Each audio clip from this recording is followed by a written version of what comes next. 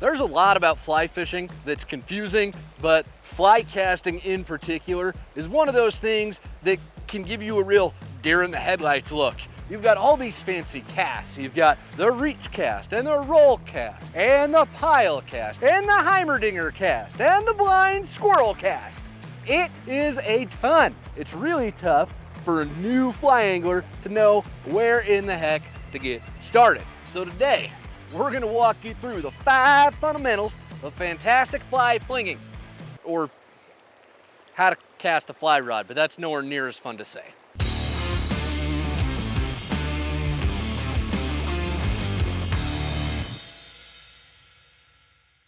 I've had the opportunity to work as a guide all across Utah, and that's given me the chance to teach a whole bunch of different people all about fly casting.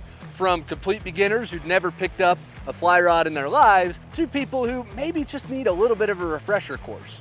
One method I really like for teaching people how to fly cast is showing them what a good fly cast looks like first.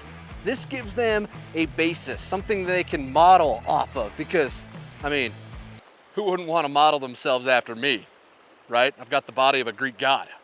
I've found it is very helpful for people to see what it looks like and then try and replicate that with their own movements. And that's what we're gonna do today. We're gonna jump right in to showing you how to cast a fly rod. Before we get started, there is one thing I want to impress upon all of you. Please don't forget this. I don't care if you have to write it on your hand in Sharpie or stencil it on your forehead, just don't forget this. Good fly casting is not what you see in the movies or in most YouTube videos. Good fly casting is all about getting the fly to the fish in as few casts as possible. The less you cast, the better off you're going to be. After all, you can't catch fish if your fly's never in the water. So as much fun as false casting looks, and as pretty as it looks, and as fun as it is to cast, the fewer casts that you make, the better off you're going to be. I see this a lot with beginners. They fall in love with getting the cast right, and they spend a ton of time casting. You're opening yourself up to tangles, and it's just not very effective. Plus, all those extra false casts can sometimes spook fish too. For all those reasons, just remember what I've said, and I'll say it one more time because I don't want you to forget it. Get your flies to the fish in as few casts as possible. What you're seeing here is a fly cast, but it's not that simple. You're actually seeing 5 different steps coming together to form this process of fly casting. I mentioned these earlier, but these are our 5 fundamentals of fantastic fly flinging that you see in practice right now. They are proper grip, smooth acceleration, coming to an abrupt stop, the rod tip moving in a straight line, and good timing. Now, I'm going to show you how all 5 of those steps build on each other to create a good, effective fly cast. Fundamental of fantastic fly flinging, number 1, gripping the rod. I don't know what to do with my hands. There's a few ways to grip the rod, but almost everybody I know does it the same way, with your thumb on top, right towards the front of the cork. You also want to make sure that you have any of your slack line tucked underneath your finger, pressed against the cork. Fantastic fly flinging principle number 2 is smooth acceleration. Now, what in the heck do I mean by that? Very often, I will see folks either limp wristing it like they're trying to fling spaghetti at a wall, like, That's not effective. Or you get those really macho guys, right? Oh yeah! Oh yeah! That's a little much. That's not smooth either. Your fly cast should instead be a very smooth motion between your front stroke and your back stroke, like this. There's also a lot of debate in the fly casting world about whether you should use your wrist, your elbow, or neither, or you should use one depending on what phase the moon is in. I'm not a certified fly casting instructor, but I do play one on TikTok. So what I'll tell you is based on my experience as a guide and as a teacher who has taught more than a few people how to fly fish. The most effective way is to use a combination of both your wrist and your elbow. You can think of it like you're hammering a nail. You don't just sit there with the hammer and hope that this works, right? You also don't sit there with the hammer and hope that that works. I'm getting a little tangled. What did I do? Sweet virgin margaritas. Now you'll see with this here fly cast that I'm moving my elbow back and forth the most, but my wrist is moving a little bit as well. So it's just like hammering a nail. If you try and do it all with your wrist, not as effective, especially when you're going for distance or throwing larger flies. If you try and do it all with your forearm, it starts to look a little funny. Kind of like getting caught in a willow streamside on camera. So that was fundamental number 2, smooth acceleration. Principle number 3 is coming to an abrupt stop. It's important to make sure that you are stopping your rod abruptly about level with your ear. If you imagine casting on a clock face, we're told to cast between the 10 and the 2 on the clock face. If you stop the butt of the rod about level with your ear, the tip of the rod will end up at about 10 o'clock. Also want to have an abrupt stop on your forward cast to where the rod's at about a 45-degree angle away from you, or 2 o'clock if you're using the 10 to 2 on a clock face metaphor. Principle number 4, keeping that rod tip in a straight line. It's very important for a good fly cast that you keep your rod tip moving in a straight line. Doing this has a bunch of benefits, 2 of which include creating much tighter loops and more accurate casts. The opposite of a straight line would look something like this, where the tip of the rod is creating an oval in the air instead of a straight line. This introduces all sorts of side-to-side wiggle, and there's fancy terms for this that we're not going to get into. But suffice it to say, side-to-side movement in your fly cast will wreck your fly cast accuracy. Principle number 5, what my wife needs to understand when I say we really only have 5 minutes before we gotta leave. It's timing. When I talk about timing, I'm specifically talking about the length of time between your front cast and your back cast. As you move the rod between your front and your back cast, you need to give your line time to straighten out. That loop we're creating in the air with our fly line has to straighten out before we can start the next casting stroke. If it helps, you can watch the line to get a feel for when that line straightens out and when it's time to move your rod to the next casting stroke.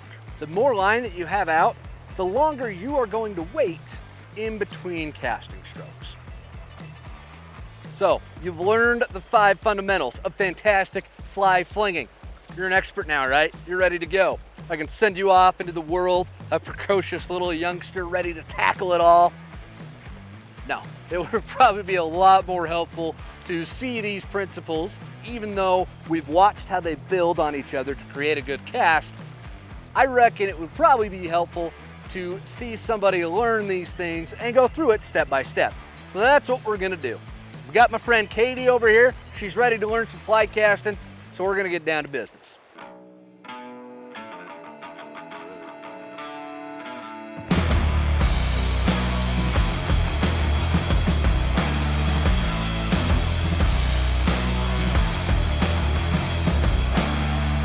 I'm out here today to teach Katie how to fly cast.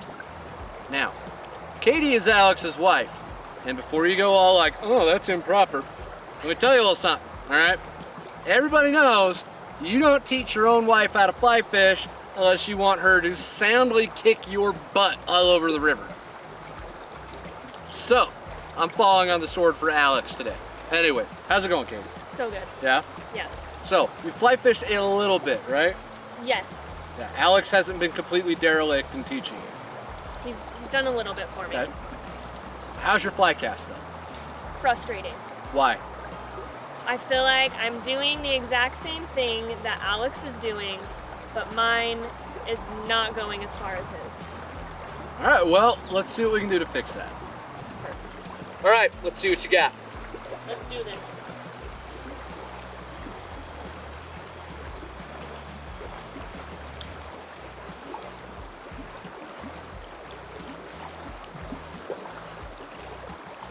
All right. Okay, we got something to work with here. First thing, let's talk about your grip. Yeah. You're gripping the fly rod right. Depending on how big your hands are or whatnot, sometimes it's more comfortable to try to grip a little bit higher. You can see what's more comfortable for you, but your grip is right. The one thing you are missing though, you're not holding your fly line under one of your fingers. Got it. That's one of our fundamentals. You said you were familiar with it. All right, so that's good. Now, you're going a little bit too far forward and too far back on your cast. Remember, if we've got that clock face that we're talking about here, you got your 10 o'clock and your 2 o'clock. You want that rod to be at about a 45-degree angle from you on the front cast, so about right there. And then on the back cast, you want to stop that rod where it's parallel with your ear, all right? Okay. Well, let me unhook you here and just practice moving the rod in those directions first.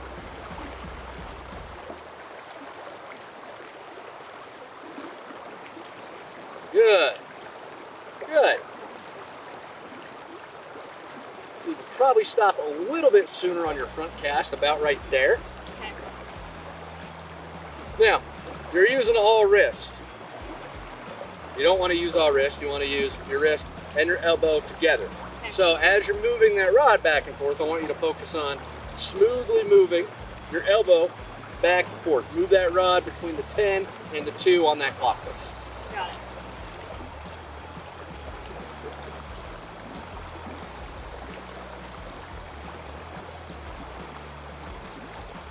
Alrighty. You're still going a little too far back. I know, it's frustrating. So, can I show you real quick? So, you're not moving your elbow completely. You're kind of moving just a little bit. If you move your elbow more, you'll see it's a lot easier to kind of line up with your ear on the stop. You see I'm using that to stop? Yeah. So try that. A little bit more elbow, and really focus on stopping the rod like right there, right next to your ear. Boom! Look at that! Now we're cooking with gasoline. Here we go. All right. Now all we got to work on is the timing. As far as the timing goes, there's a few ways to teach this. What I want you to try to do is watch your fly line, and as soon as that line is straightened out behind you, move the rod forward. All right?